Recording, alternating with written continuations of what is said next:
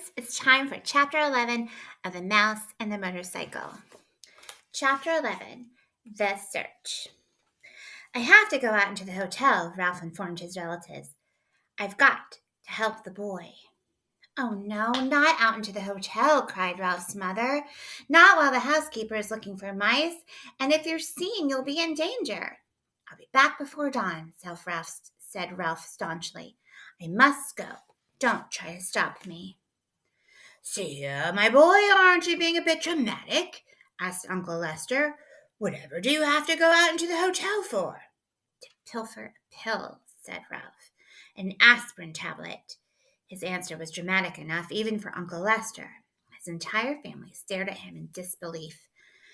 Not an aspirin, none after his own father had been poisoned by one of the dread tablets. An aspirin? Ralph's mother gasped. No, Ralph, not that. Anything but that. It's the only way. Ralph stood tall and brave. The boy has a fever and he needs an aspirin, and I'm going to be the one to help him. Oh, Ralph, his mother hid her face in her paws. But Ralph, quavered Aunt Sissy, remember your father. You can't carry an aspirin in your cheek pouches. It would poison you. How could you get one here? I'll find a way. Ralph was outwardly steadfast in his determination, but inside he wondered how he would manage to get an aspirin into room 215 if he did find one. And roll it, perhaps? Ralph, stay here, pleaded his mother. You're too young. Let your Uncle Lester go. So there they are. Well, now let's talk this over, said Uncle Lester. I'm not too young, and I haven't a moment to lose. Ralph, who was really frightened by what he was about to do, also enjoyed the drama of the moment. Goodbye. I shall return before dawn. Ralph, promise me you'll be careful, pleaded his mother. Promise me you won't climb in the suitcases like your Aunt Adrian. Ralph's Aunt Adrian, who liked nice things, had climbed into a suitcase to examine a nylon stocking. Someone had closed the suitcase, and Aunt Adrian had never been seen again. It was hoped that she had been carried away to a life of luxury. Promise me, Ralph, cried his mother, but her son was already on his way out the knothole. Ralph scurried across the carpet of room 215, flattened himself, and squeezed under the door. Once out in the hall, his courage ebbed. The aspirin tablet seemed a very small thing to find in such a vast place. It would be much easier to find the motorcycle. No, thought Ralph, I must not even think about the motorcycle. Ralph began to feel pretty small himself, much smaller than he felt during his show of bravery back in the mouse nest. Down in the lobby, a clock struck 1. There was not a moment to lose.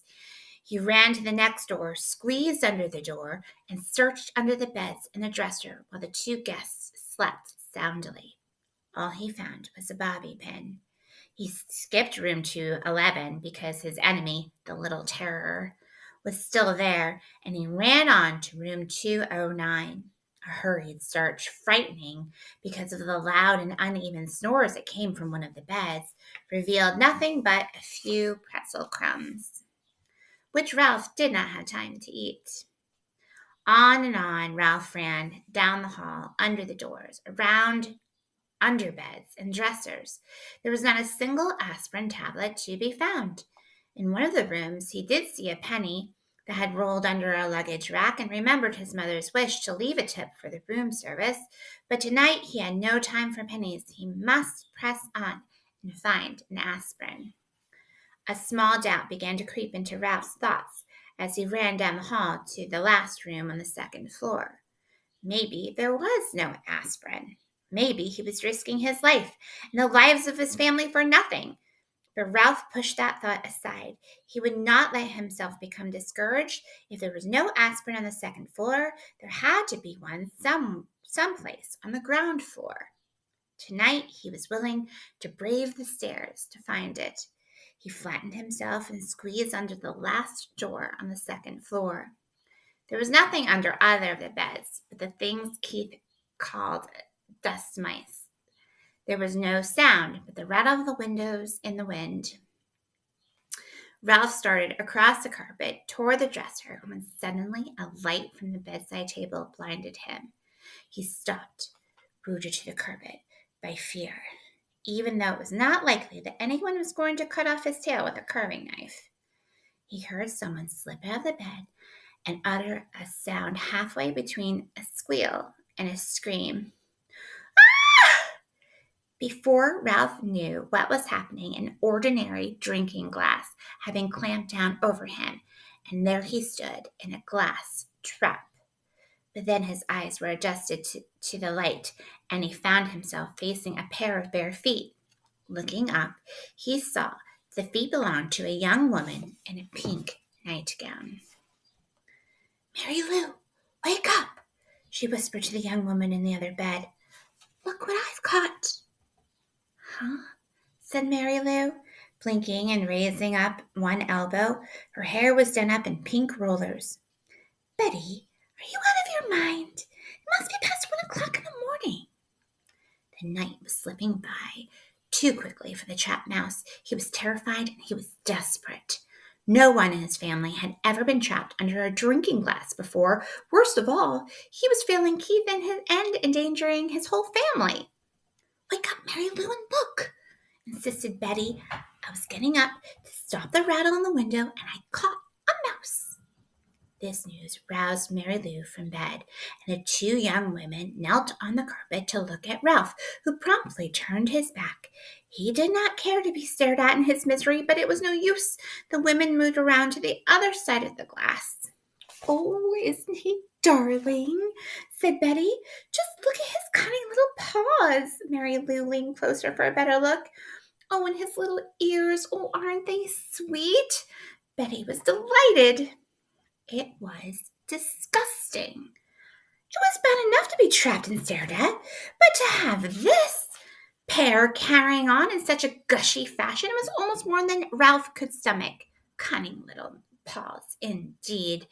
They were strong paws, paws for grasping the grips of a motorcycle. Here's our friend. He's trapped under the glass. "Oh, Betty, do you suppose we could take him back to Wichita with us?" asked Mary Lou. "My 3rd grade would love him." "Oh, so would my kindergarten," agreed Betty. "We could keep him in a cage on a ledge, and all the children could bring him food from home. It would be such a good experience for them to have a pet in the classroom." "Well," thought Ralph grimly, "I always wanted to travel, but a cage in a kindergarten in Wichita, however, was not exactly the destination that he had in mind." The minutes were slipping by dangerously fast. He had to do something. "Look," he shouted through the glass in desperation. "Let me go! Please let me go! There's something terribly important, and I've got to go." "He squeaked," marveled Betty. "He's adorable," squealed Mary Lou. It was no use. Young women could not speak his language. Ralph was in despair. He thought of Keith tossing feverishly in his bed and his family huddled in the mouse nest waiting for his safe return. "But I don't see how we could take him back to Wichita," said Betty sensibly. "We're driving to San Francisco and then to Disneyland before we start back. I mean, how could we carry him thousands of miles?" The two teachers looked thoughtfully at Ralph, who knew his fate depended on their decision. Was he to be carried to Disneyland and eventually to a ledge in a kindergarten room in Wichita? Or would they let him go? A third possibility crossed Ralph's mind. Perhaps they would leave him under the glass for the housekeeper to see. He hoped not. He did not think that he could last that long. Already the inside of the glass was beginning to feel warm and airless. "I suppose we really shouldn't turn them loose in the hotel," said Mary Lou. "Mice are pests, even if they are cute." The teacher not only destroyed Ralph's hopes, she hurt his feelings as well, calling him a pest when he was on an errand of mercy. From the mouse's point of view, the teachers were the pests. I don't know if I agree with that. "I know," exclaimed Betty suddenly. causing Ralph to look over her shoulder for a clue to what it was she knew. I know how we can get rid of him without hurting him. The young teacher reached over the bedside table where she picked up a picture postcard. She slid it carefully under the glass and under Ralph's feet so that he was now standing on the postcard. He noticed the picture was of a giant redwood tree, the same postcard of all the travelers that were bought when they came to California. Now, what are you going to do? Asked Mary Lou. Watch. Betty carefully lifted the postcard, Ralph, and the glass, and walked across the room. Even though he knew it was useless, Ralph scrabbled around in the tiny prison.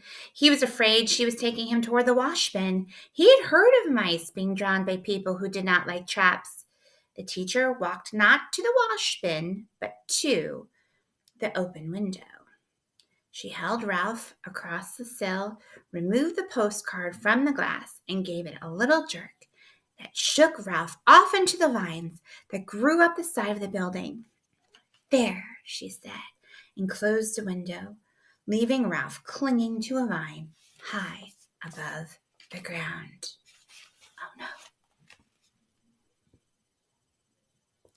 All right, the next chapter is called An Errand of Mercy. I wonder what's going to happen to Ralph. I hope he survives hanging off that vine. What do you think is going to happen?